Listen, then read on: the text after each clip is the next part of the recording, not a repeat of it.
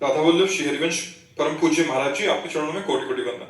महाराज जी, आपके श्रीमुख से सुना है कि एक बालक यदि सच्ची भक्ति करता है तो 21 पीढ़ियां तर जाती हैं। तो महाराज जी, यदि माता पिता भक्ति करें तो बच्चों को भगवत प्राप्ति हो जाएगी? बच्चे नाम जप नहीं करते या फिर बहुत कम जप करते हैं तो भगवत प्राप्ति हो जाए तो देखो, 2-4 माला जपना या 2-4 बार तीर्थ याटन करना, ये सब दान पुण्य है, सब इनका कोई ज्यादा महत्व नहीं है हमारी दृष्टि में।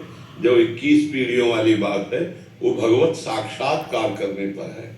आवागमन से मुक्त जो महापुरुष है वो बिल्कुल सत्य है।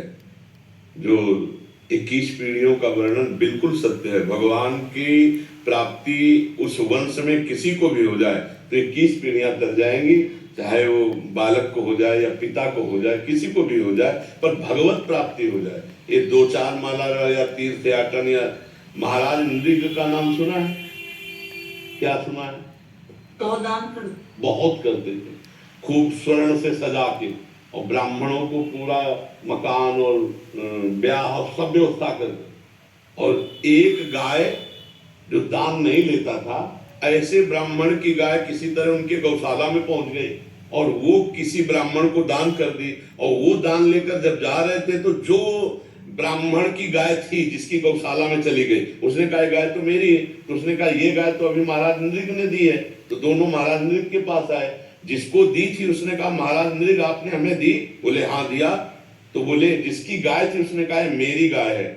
तो उनका मुझे इसका पता नहीं, क्योंकि बड़ी गौशाला है, आपकी छूट के गाय आ गई होगी। तो हमने जिसको दान की है इसको ले जाने दो, 1000 गौएं ले लो। उनका हमने कभी दान लिया नहीं, हम तो अपनी गाय लेंगे। और वो ब्राह्मण हठी जिसने दान लिया था उन्होंने कहा हम लेंगे तो यही गाय लेंगे, नहीं तो हम नहीं लो। उनका 1000 गाय तुम ले लो, छोड़ दो गाय। नहीं छोड़ा। बस इतने अपराध का फल हुआ कि वो गिरगिट बने जाके, द्वारिका के कुएं में गिरगिट बने जाके।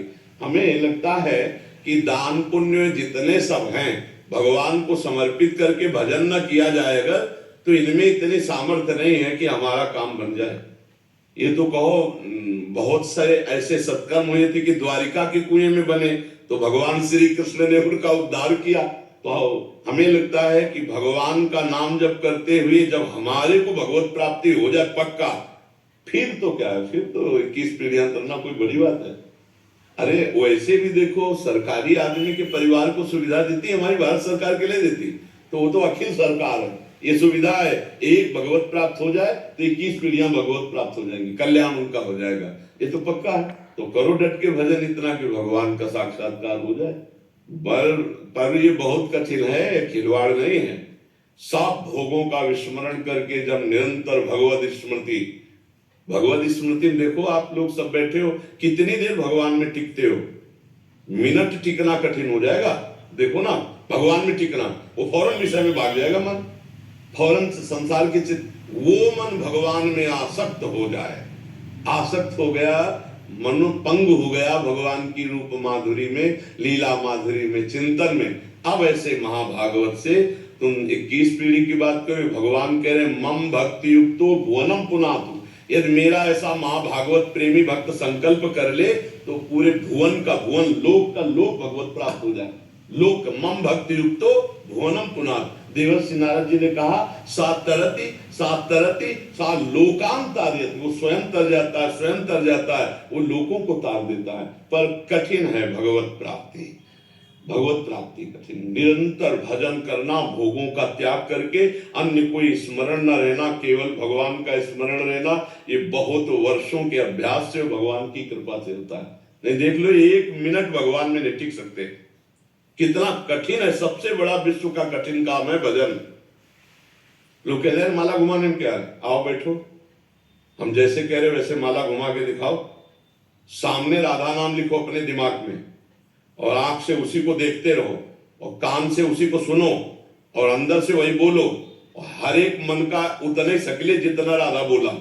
अभी देखो तुम्हारा मन कहेगा ये माला रखा है, और भागेगा संसार में। लगा के देखो, सबसे कठिन काम दुनिया का मन को संसार से हटाकर भगवान में लगाना, सबसे कठिन काम। अब बताओ, है ना कठिन काम?